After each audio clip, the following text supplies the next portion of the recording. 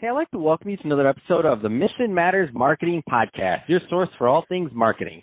My name is Adam Torres. You can follow me on Instagram at AskAdamTorres. Keep up with my book releases, book tour schedule, signings, all that other good stuff. Always love to connect with you there. And as always, if you'd like to apply to become a co-author of one of my upcoming books, just head on over to the website, missionmatters.com, and click on Become an Author to apply. All right, today I have Laura Carr on the line, and she's a digital marketing strategist. Laura, welcome to the show. Thanks. Great to be here. So excited about today's topic, Laura. So content marketing, how to scale and make it work harder for your brand. A lot of business owners, entrepreneurs, and executives right now listening, and they want to definitely do that. But before we get into that, I want to talk a little bit more about your background. So how did you get started in your career and in marketing? Yeah, so I'm actually still pretty fresh in my career. I got started when I was working on my MBA. And I got a graduate assistantship in the university's marketing department. So I served as a marketing strategist where I had a group of clients within the university where I would promote different parts of the school, different programs, things like that, mainly outside of the digital world. And then from there, I got my first position with actually a construction company doing a lot of non-traditional marketing materials. Same thing where I was really focused on the content.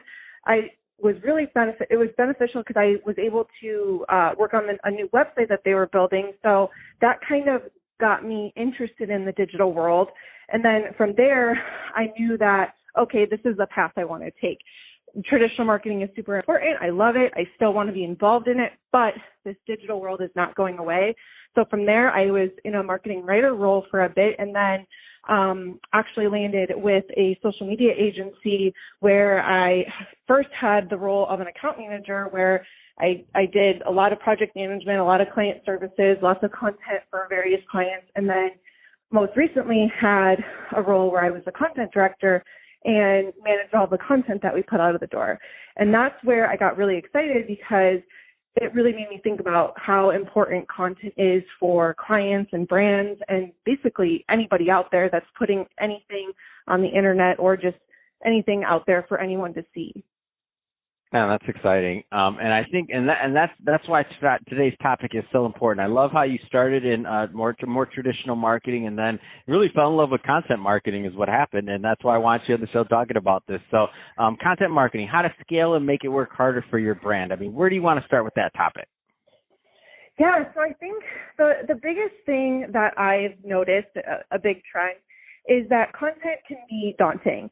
People think that business owners, a lot of times brands, they think they need to be pumping out a ton of content, multiple posts a day, multiple emails a day. And unless you're a pretty big brand with a full-scale marketing team, that might not be super realistic. So sometimes what's more important, actually this is always important, is taking a step back and really thinking about what does your audience care about. So it's less about, let's just pump out a million different messages, a million different pieces of content. Let's take a step back and really look at our audience. You might have people in their 40s and 50s on a marketing team advertising to 20-year-olds. So what the 40 and 50-year-olds think is cool and would resonate with the audience might not necessarily be true unless they really do a deep dive. So that's kind of my biggest thing where I think that's the most important thing that marketers and business owners need to do is, and especially with, people who might be a little bit younger, like myself. I'm still pretty young in my career. A lot of times I'm marketing to an older audience. So it's like, okay, what do they care about? Do they care about things that are cost effective? Do they care about things that are going to save them time? What do they care about? That's going to really, honestly, develop your content, your messaging, everything that you put out there. And the biggest thing as part of that is you have to talk about how you're going to transform someone's life. And that could be, a bottle of water, a brand of water. This brand of water is going to make you feel so refreshed and change your life the first time that you drink it. No matter what the product is, it's important to think about that messaging versus just putting out facts and information about your product. It's why does your prospective customer care about your product? Why should they care about it? So that's like the most important thing that I could tell marketers to do. And then second, the scaling part, we don't necessarily have to have a whole bunch of unique content.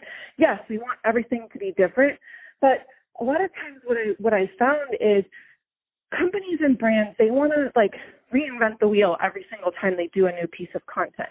That's not necessarily true. You can work off of it, or that's not necessarily what needs to happen.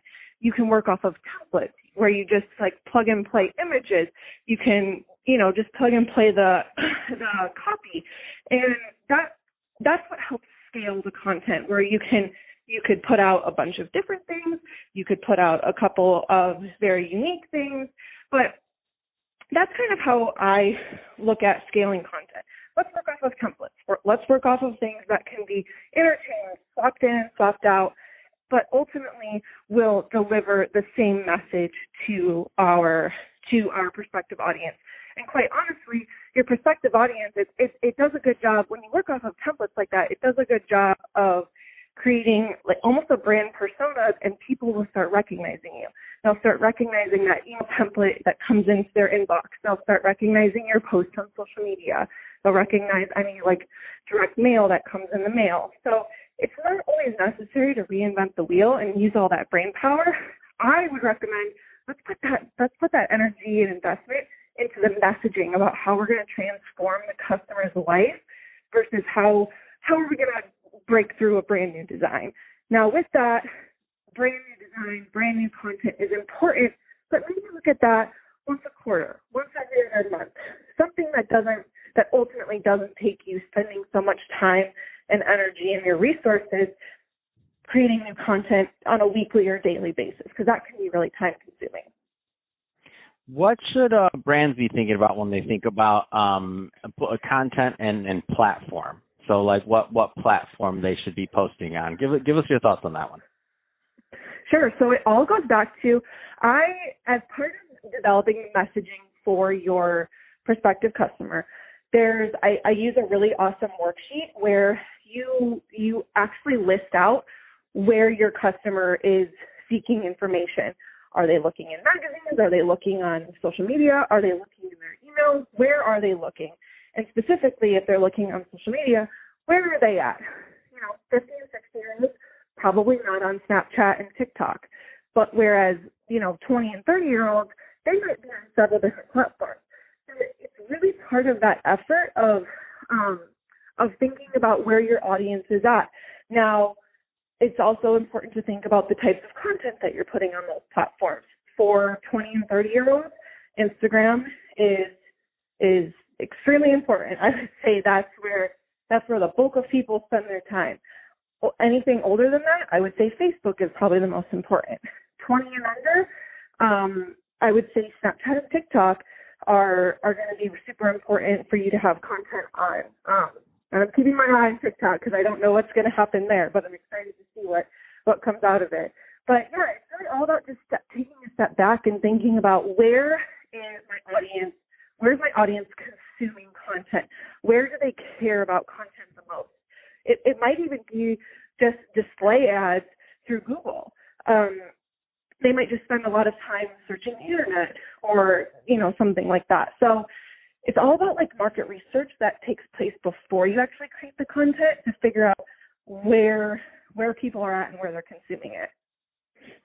That's awesome. So, Laura, if somebody is listening to this and they want more information on your work or to follow you, what's the best way for them to reach out? Yeah, sure. So they could hit me up on LinkedIn, either search Laura Carr or go to linkedin.com/Laura Carr and then the number 34. Fantastic. Well, Laura, been great having you on the show today, and thank you for sharing with the audience more about your views on content marketing, how to scale and make it work harder for your brand. And to the audience, as always, thank you for tuning in. Hope you got a lot of value out of this. If you did, don't forget to subscribe to the podcast, leave me a review in the Apple iTunes store, and if you're watching this on our YouTube channel, Mission Matters Marketing, definitely give us a subscribe there and let us know what you thought. Love to hear some comments in the video, and keep the conversation going over on YouTube. And Laura, thanks again for coming on the show. Yeah, thanks so much for having me.